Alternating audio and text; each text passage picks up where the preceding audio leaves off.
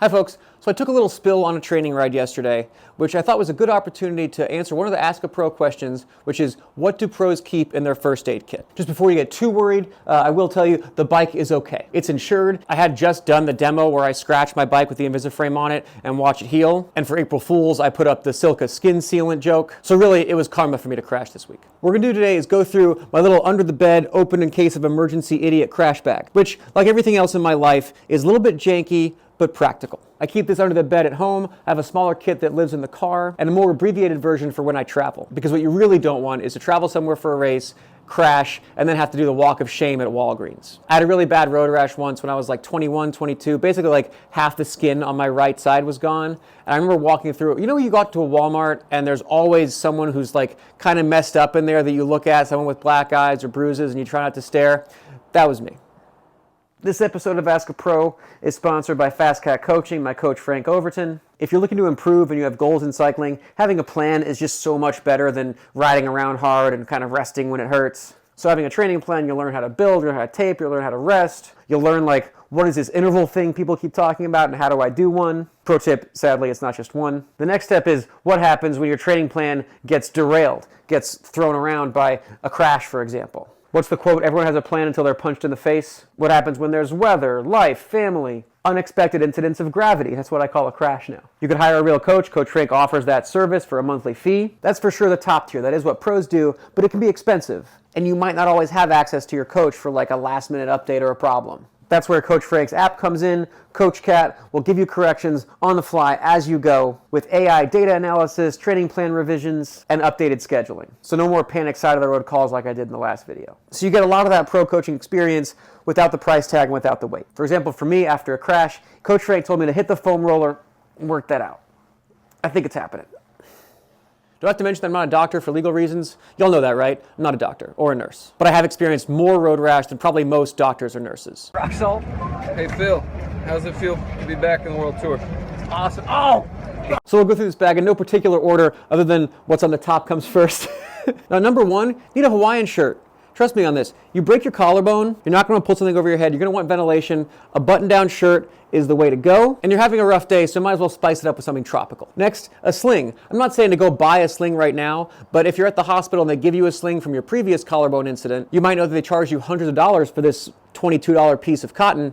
Hold on to that, keep that for emergencies. Wrist brace. Same thing. Now, every cyclist knows I'm going to get to the Tegaderm. This is the gold standard wound care. This is what they give you at hospitals. It does help to cover the whole area. That keeps it clean. It also less pain because there's nothing rubbing against it. And it comes in an assortment based on how rough your day was. This is the giant one. There's smaller ones. I like this version that has the pad in it. That'll absorb what you've got going on in there. It'll last a little longer and it won't like blow up in the middle of the night and get all over your sheets. Pro tip, if you use one without a pad, you can take a bit of non-stick gauze, and put that on the inside. That'll also absorb the weepiness, that kind of stuff that gets messy on you. Another pro tip, when it starts to weep out, you can actually daisy chain the Tegaderm. I mean, you don't have to rip it off and put a whole new one on. You can just take the edge where it's coming out and put a smaller piece of Tegaderm over that. Kind of band-aid the Tegaderm, if you will. But that'll make it last longer. Tegaderm also comes in a roll.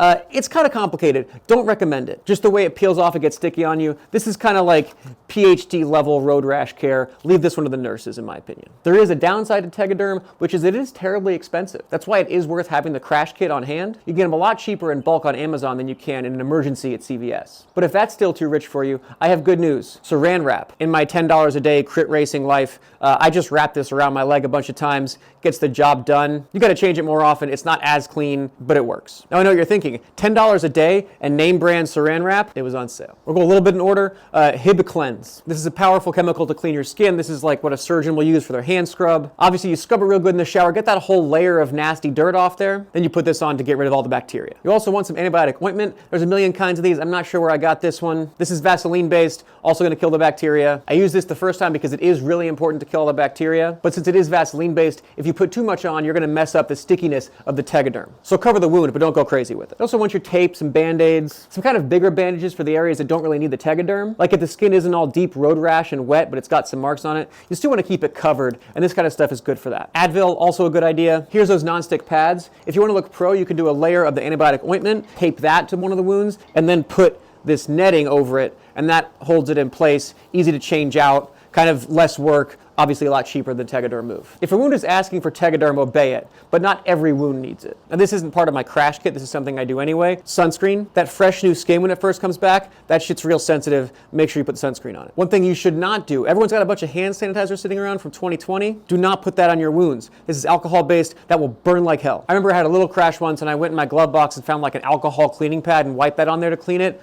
Big mistake. And then shameless plug for my business, Ice Legs. We've got the little one for small areas, the big one if you had a real bad day. Reduce pain, reduce swelling, improve your sleep, which will help the whole CNS overall, which will speed the healing process. I'm a big believer in ice. So stock up on that stuff before you have to. And reminder, wear gloves. I tore up my hands real bad a couple years ago, needed a bunch of stitches. I am now a religious, every ride I wear gloves kind of guy. And of course, wear the helmet. So that's it for my oops, I fucked up bag. I want to say I hope you won't ever need it, but there's two kinds of cyclists, the kind who have crashed and the kind who are going to crash. All right, that's it for Ask a Retired Pro this week. Leave a comment with your own questions. Hit the foam roller, don't hit the deck. See ya.